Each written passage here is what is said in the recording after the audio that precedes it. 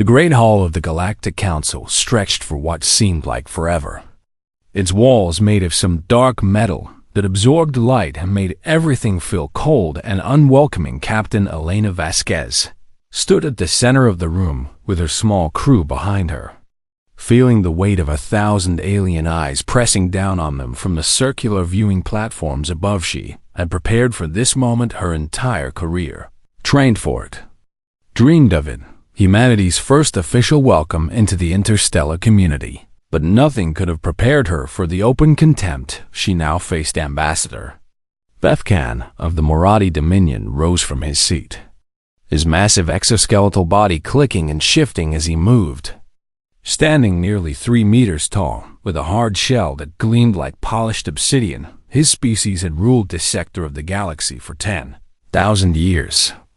And they looked at humans the way humans might look at insects crawling across a kitchen floor. "We have reviewed your species with great interest," Vethkan began. His voice translated through the neural implants all diplomats wore. "And we must admit some confusion about how you achieve spaceflight at all." Elena kept her face perfectly still. Years of military discipline holding her expression in check.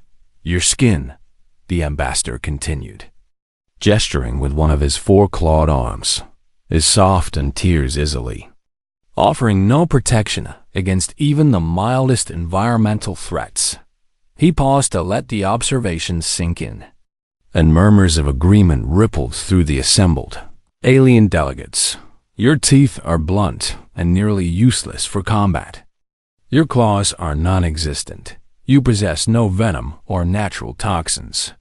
And your bones," he made a sound that the translator rendered as laughter, "your bones are so fragile that a simple fall can shatter them." Behind Elena, she heard Sergeant Okonkwo shift his weight slightly, the only sign of his irritation. Marcus Cole, the ship's cook who had insisted on joining the diplomatic mission because he wanted to see the galaxy, stood with his arms crossed and a small smile playing at his lips.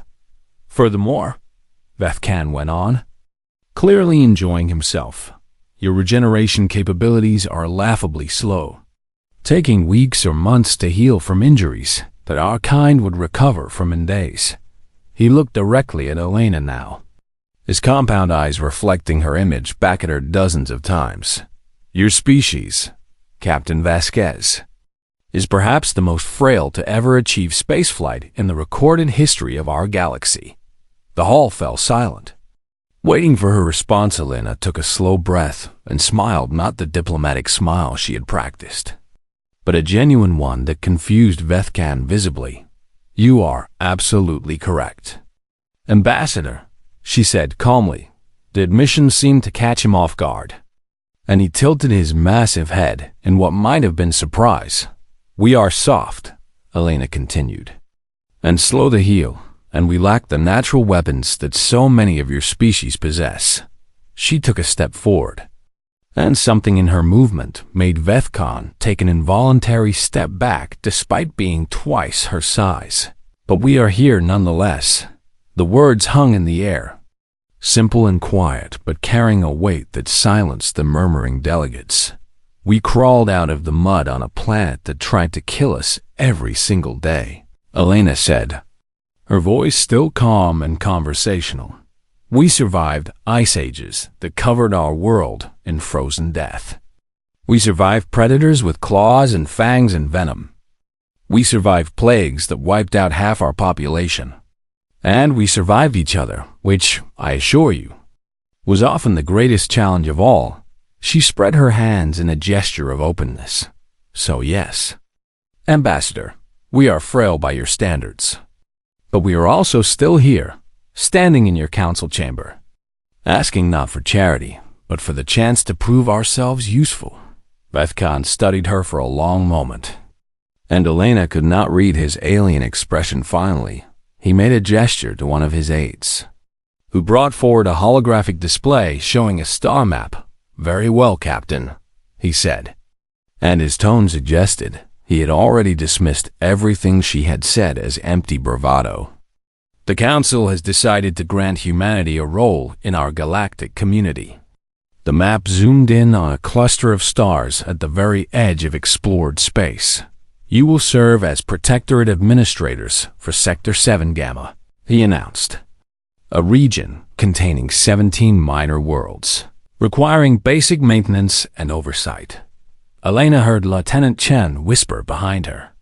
"That's garbage duty," and she knew he was right. The Marathi were giving humanity the galactic equivalent of janitorial work, handling the planets and problems that no other species wanted to deal with. But Elena simply nodded. "We accept."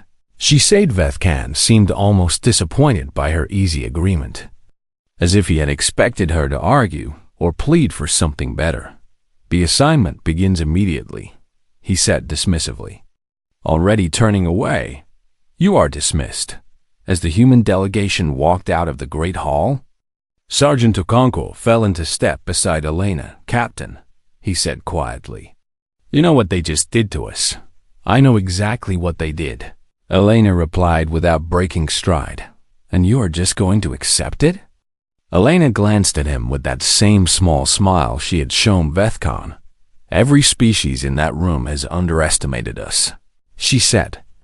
"They looked at our soft skin and our blunt teeth and saw weakness. And that is exactly what I wanted them to see." Marcus Cole chuckled from behind them. "So what is the plan, Captain?" He asked. Elena pulled up the data on Sector 7 Gamma on her portable display.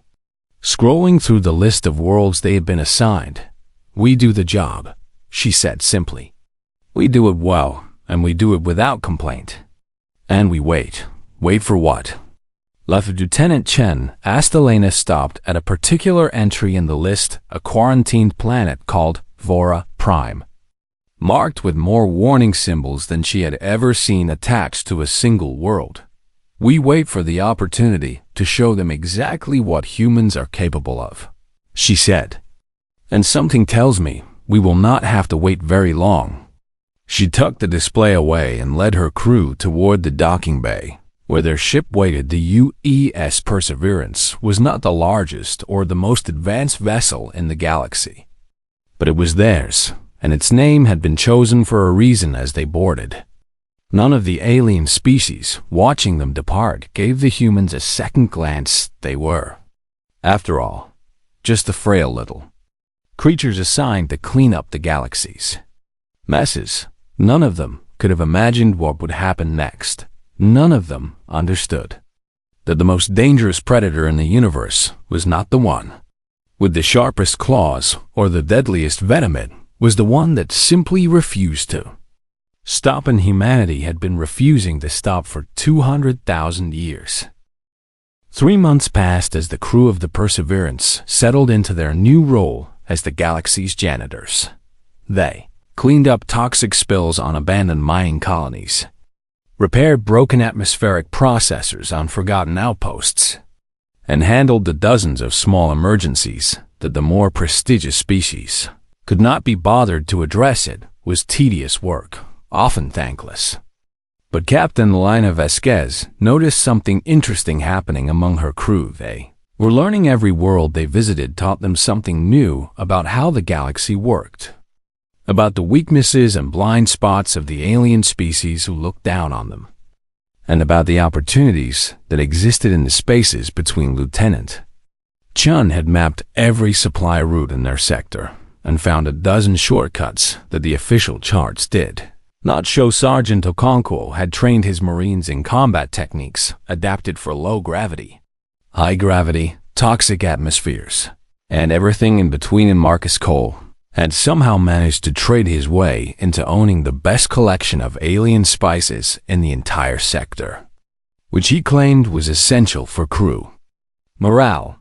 "A well-fed soldier is a happy soldier," he would say whenever someone questioned his priorities. It was on a quiet Tuesday, at least by ship time, when the distress signal came through. Elena was in her quarters reviewing supply manifests when the alert sounded, and she made her way to the bridge at a quick walk that her crew knew meant business. "What do we have?" she asked as she dropped into her command chair. Lieutenant Chun pulled up the signal on the main display, his face troubled. "Marathi research vessel, Captain. Designation Crown Victory, he reported. They went down on the surface of... He paused and double-checked his readings. HFY Prime. The bridge fell silent. Everyone knew about HFY Prime. The death world that the Marathi had quarantined 300 years ago after losing dozens of expeditions to its hostile ecosystem. How many survivors? Elena asked. 36 confirmed life signs, Chan replied. The ship's emergency beacon indicates they have approximately 47 hours of breathable air remaining. Sergeant Okonkwo had arrived on the bridge by now, still pulling on his uniform jacket.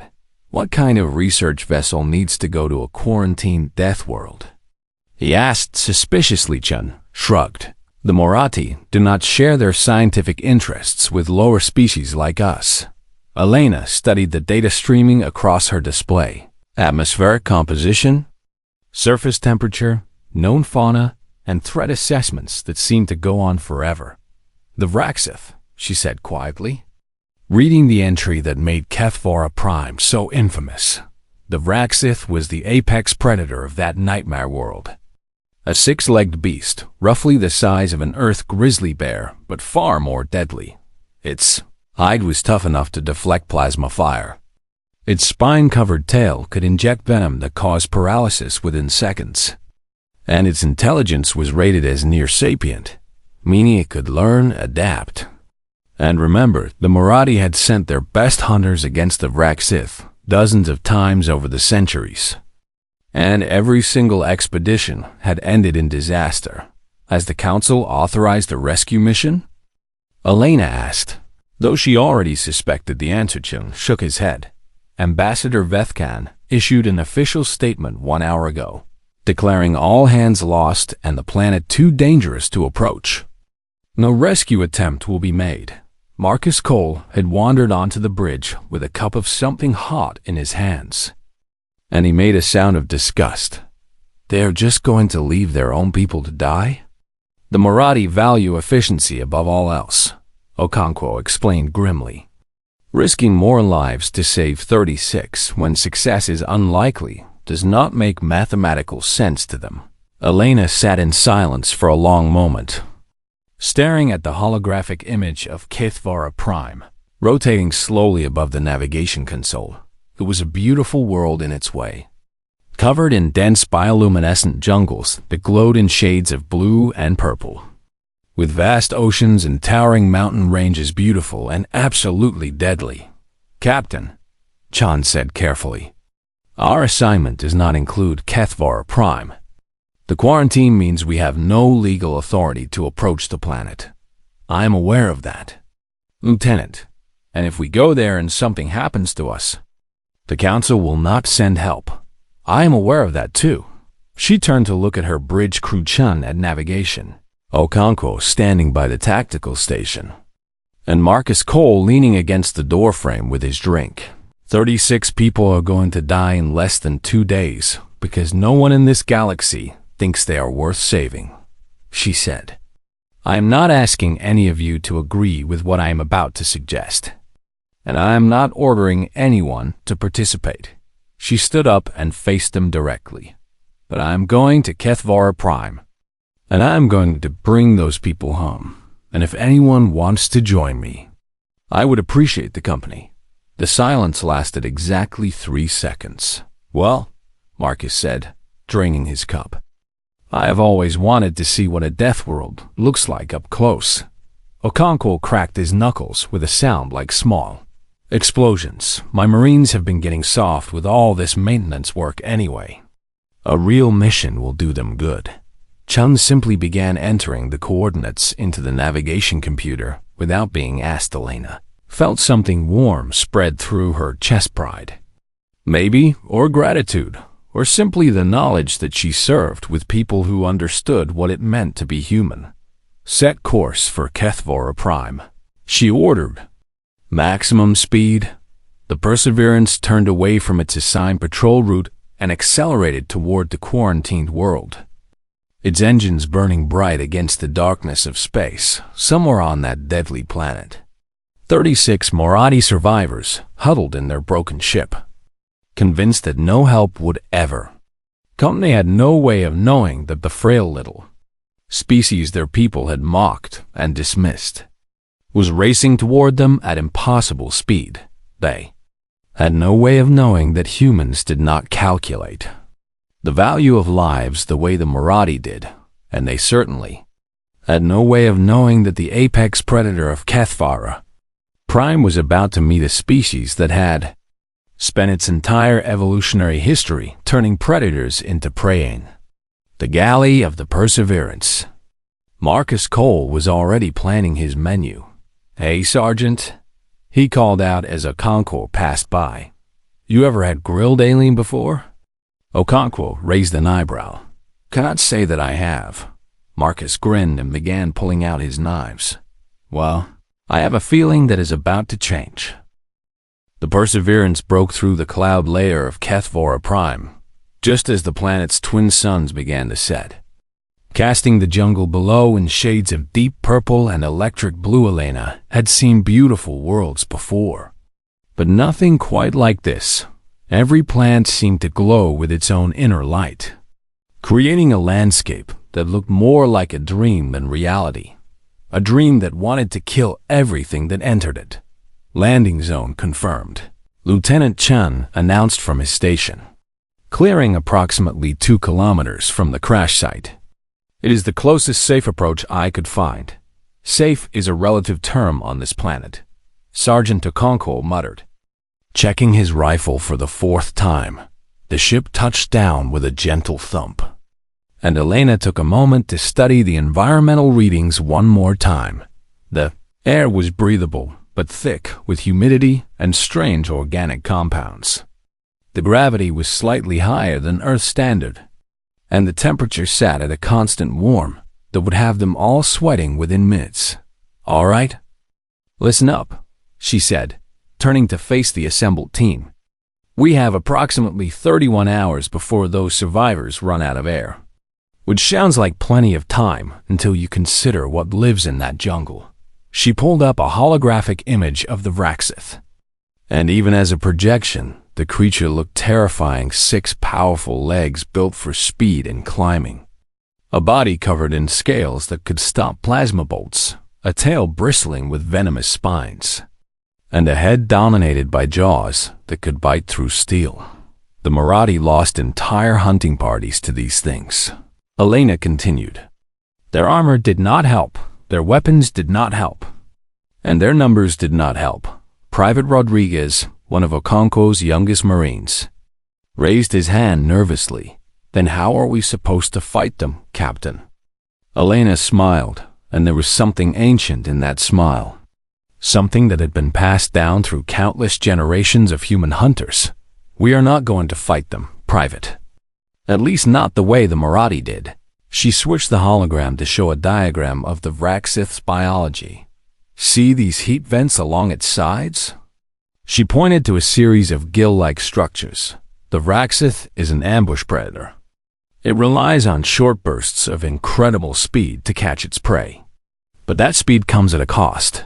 "It overheats," Okonkwo said, understanding dawning in his eyes.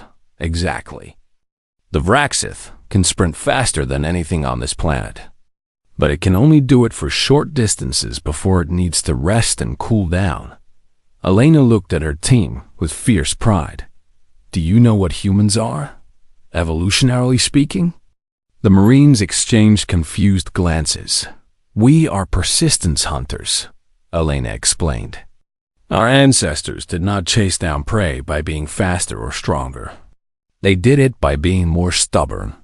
They would track an animal for hours, sometimes days, never letting it rest, never letting it cool down, until eventually it simply collapsed from exhaustion." She let that sink in. The Marathi tried to fight the Vraxith with superior firepower, and they lost. "We are going to beat it the way our ancestors beat every predator on Earth. We are going to outlast it." The team moved out 20 minutes later, advancing into the glowing jungle in a careful formation that Okonkwo had developed specifically for unknown hostile terrain. Every step revealed new dangers, plants with thorns that dripped corrosive sap, insects the size of small dogs with mandibles like knives, and larger shapes moving through the shadows that they carefully avoided.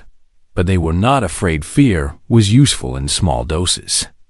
But humans had learned long ago to master it rather than be mastered by it. Marcus Cole walked near the middle of the formation, his pack loaded with supplies that had nothing to do with combat: salt, oil, dried herbs from a dozen different worlds, and the portable cooking equipment. He never traveled without. Some of the Marines had laughed when he insisted on bringing it all.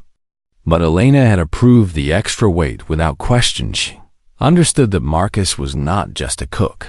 He was a reminder of why they were human, of the strange and wonderful things that set their species apart from all others. They found the first Vraxith tracks an hour into the jungle, massive prints pressed deep into the soft earth, each one showing the outline of 6-clawed fetal conchoir. Knelt beside the tracks and studied them with the eye of an experienced hunter. "Fresh," he said quietly. "Maybe 2 hours old and big. This is a mature adult. Probably a pack leader based on the stride length. Can you track it?" Elena asked. The sergeant looked up at her with an expression that said the question was almost insulting. "Captain, I grew up hunting in the bush in Nigeria. I tracked my first leopard when I was 12 years old. This thing is bigger and meaner." But tracks are tracks. They followed the trail deeper into the jungle, moving at a pace that was neither fast nor slow, but absolutely relentless. The Vraxith had wandered through its territory without any particular destination, stopping occasionally to mark trees or drink from streams, completely unaware that something was following it. As the hours passed, they began to find more signs: broken branches where the creature had pushed through dense undergrowth, claw marks on tree trunks, and eventually a kill site where the Vraxith had ambushed and eaten some smaller animal. "It fed recently," Okonkwo observed. "That means it will be slower, more likely to rest." They pressed on. The twin suns rose and set again, the jungle shifting through cycles of brilliant bioluminescence and deeper darkness.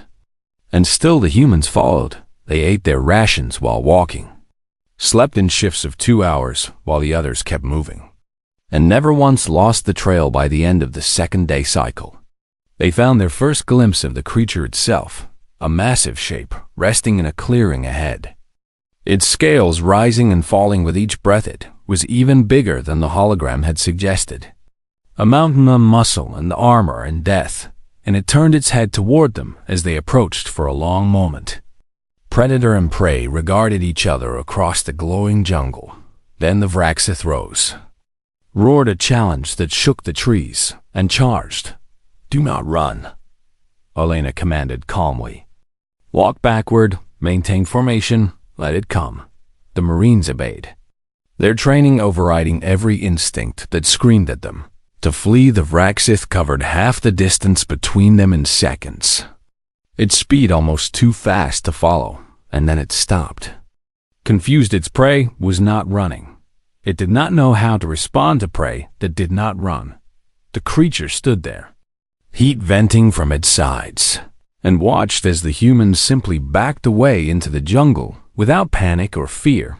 When it tried to follow, they matched its pace. When it charged again, they retreated just far enough to stay out of reach. And when it finally gave up and tried to rest, they kept coming, emerging from the jungle like ghosts, never attacking, never stopping, just following. The hunt had begun, and the apex predator of Kethvora Prime was about to learn what real persistence looked like.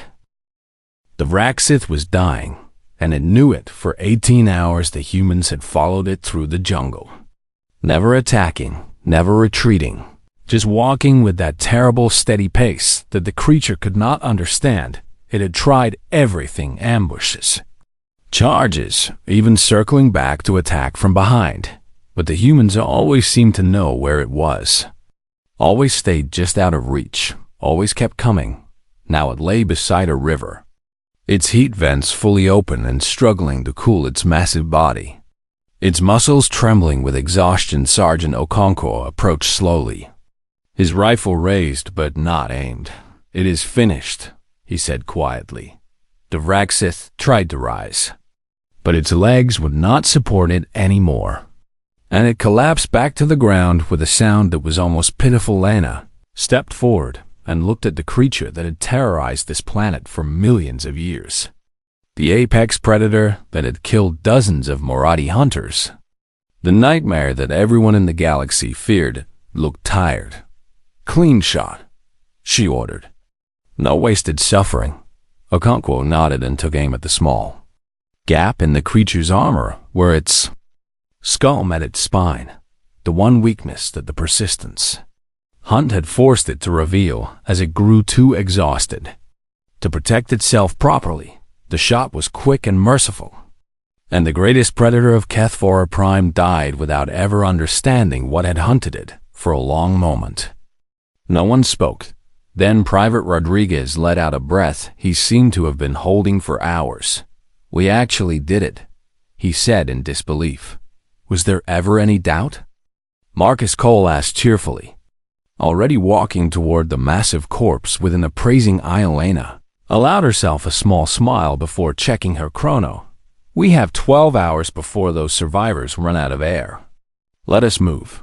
They reached the crash site 3 hours later, following the beacon signal through increasingly dense jungle.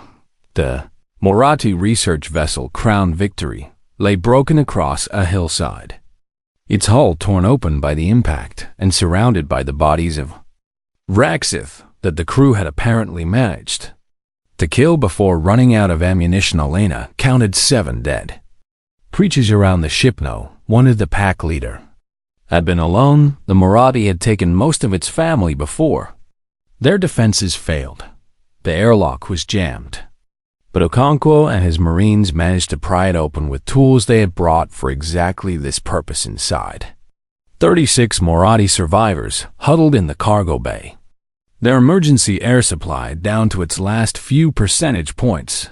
They looked terrible, shell plating cracked from stress, compound eyes dull and unfocused, and several with injuries that had been hastily bandaged with whatever materials they could find when the airlock opened and human figures stepped through.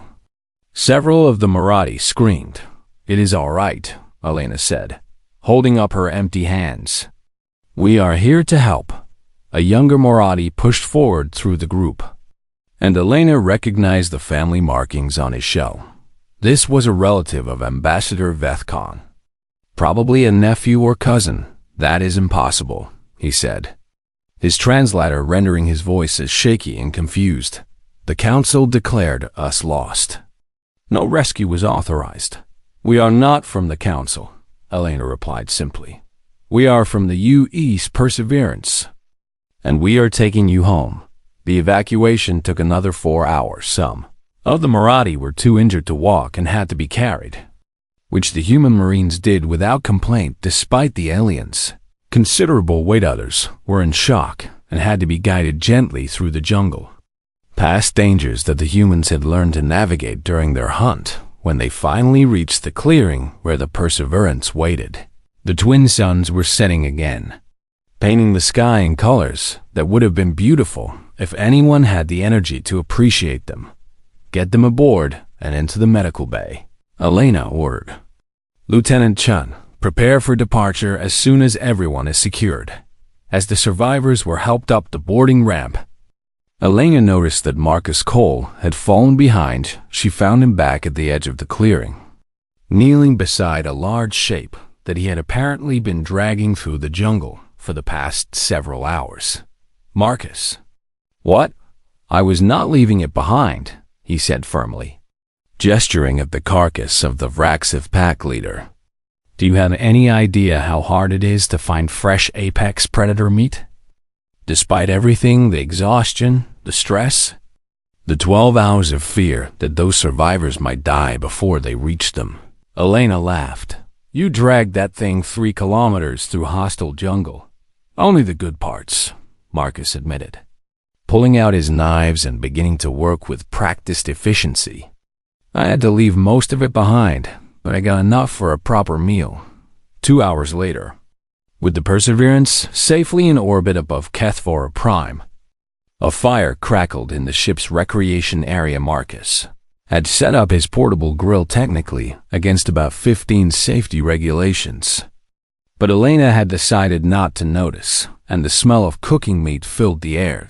Moratti survivors sat in stunned silence, watching as the frail humans who had rescued them casually cooked and ate the apex predator of their Death World. Vethkan's nephew, whose name turned out to be Kethro, approached Elena with something like awe in his compound eyes. "How is this possible?" he asked. "How did you survive on that planet when so many of our hunters have failed?" Elena accepted a plate from Marcus Vraxith's steak with some kind of alien herb crust that smelled incredible, and took a bite before answering. "We did not try to be stronger than your predator," she said simply. "We just refused to stop." Kethril watched her eat, his translator struggling to process the concept. "Your species was called Frail," he said slowly. "My uncle spoke of you with contempt. He said you were the weakest beings to ever achieve spaceflight." "He was probably right," Elena agreed. "Then how did you do this?" She looked at him, and there was something old and patient in her eyes. Something that had watched 1,000 predators fall. Because being fragile means nothing if you never, ever give up. Marcus appeared beside them with another plate. "You should try some," he said to Kethril. "It is actually pretty good once you get past the fact that it was trying to kill us yesterday."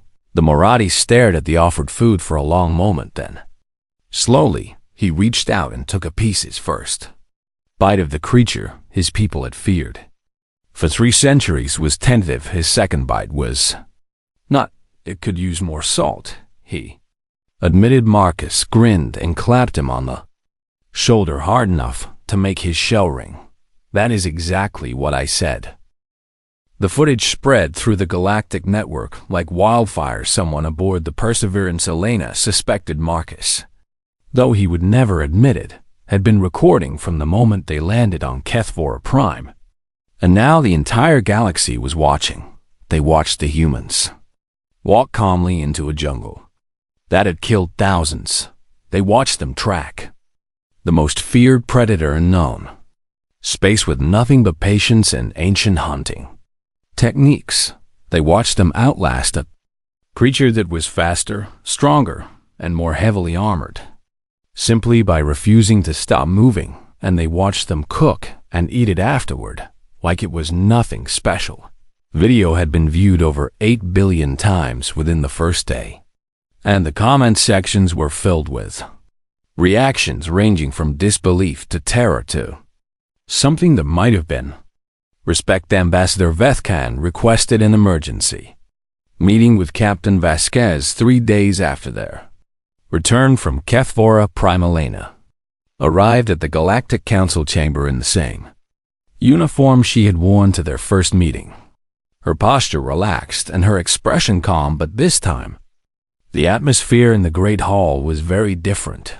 The alien delegates who had once looked at her with contempt now watched her with something else in their various eyes and sensory organs. Wariness, perhaps, or the recognition that they had made a serious miscalculation. Vant himself seemed smaller somehow, despite being twice her height. "Captain Vasquez," he began, and his voice lacked the condescension it had carried before. "On behalf of the Moratti Dominion, I wish to express our gratitude for the rescue of the Crown Victory survivors. You are welcome." Elena replied simply, "My nephew, Kethril, has spoken at length about your expedition," the ambassador continued, "and I confess that his account has forced me to reconsider certain assumptions about your species." Elena waited. "We believe you to be fragile," Vethkan said, "and in many ways you are. Your bodies remain soft, your healing remains slow. Your natural weapons remain non-existent." He paused, and something complicated moved across his alien features. "But Kethril described something that I have never encountered in all my years of diplomatic service. Something that my people have no word for in our language." "And what is that?" Elena asked. "The way you simply continued. Vethcon said slowly, as if trying to describe a color he had never seen before. The way you followed that creature for 18 hours, without rest, without complaint, without any apparent doubt that you would eventually succeed. He shook his massive head. My people are stronger than yours in every measurable way. We are faster, our armor is thicker, our weapons are more powerful, and yet none of us would have done what your crew did on that planet. Elena allowed herself a small smile. That is because strength is not always about muscles and armor. Ambassador. She stepped forward, and this time Vethcon did not step back. But she could see the effort it took him to hold his ground. My species nearly went extinct 12 times before we ever left our planet, she said. Ice ages, famines, plagues, wars, every generation of humans has faced challenges that should have destroyed us. She spread her hands. But we are still here, because giving up is simply not something humans do well. The chamber was silent. You looked at us and saw soft skin and blunt teeth. Elena continued. What you should have seen was 200,000 years of stubborn refusal to accept defeat. She turned to address the entire assembly of alien delegates, her voice carrying clearly through the vast chamber. We are not the strongest species in this galaxy, and we never will be. But I promise you this, there is nothing in this universe that will make us quit. Not your contempt, not your death worlds, not your apex predators, and certainly not being assigned to garbage collection duty. A murmur rippled through the crowd, and Elena could not tell if it was approval or fear or something else entirely. We will take whatever work you give us, she said, and we will do it better than anyone expects. And we will keep doing it until you have no choice but to acknowledge what we are. And what are you? Vethcon asked quietly. Elena met his compound eyes without flinching. We are the species that survived everything our planet threw at us and then went looking for more. We are the species that hunts predators for fun and eats them for dinner. We are the species that never ever stops. She smiled, and there was nothing soft about it. We are humans, Ambassador, and you should probably start taking us seriously. The Council voted unanimously to create a new position for humanity in the galactic community. Hostile Environment Specialists, responsible for operations on death worlds and other locations. Deemed too dangerous for other species, it was not garbage duty over the following months. Human teams were deployed to 12 planets that had been considered lost causes, rescuing stranded expeditions, establishing research outposts, and generally doing the impossible with nothing but determination and creativity. The Moradi began requesting human advisors for their own operations, something that would have been unthinkable before Kethvara Prime. Other species followed suit, some out of genuine respect, and others simply because they did not want to be left behind, and on the Perseverance. Life continued much as it had before Sergeant Okonkwo trained his Marines in new techniques adapted from their experience on the Death World. Lieutenant Chun mapped routes through regions of space that other navigators considered too dangerous to chart, and Marcus Cole kept cooking, turning alien ingredients into meals that brought the crew together and reminded them of home one evening. Elena found him in the galley preparing something that smelled incredible. What is on the menu tonight?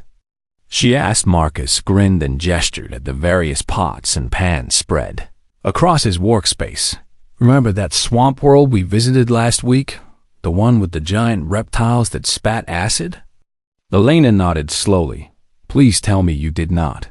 Acid glands removed, of course, Marcus assured her. But the tail meat is actually quite tender once you know how to prepare it. Elena shook her head, but could not help smiling. You are going to get us in trouble one of these days. Captain, Marcus said cheerfully, we are humans. Trouble is what we do best. Outside the galley viewport, the stars stretched endlessly into the darkness, each one representing worlds that had yet to be explored, challenges that had yet to be overcome.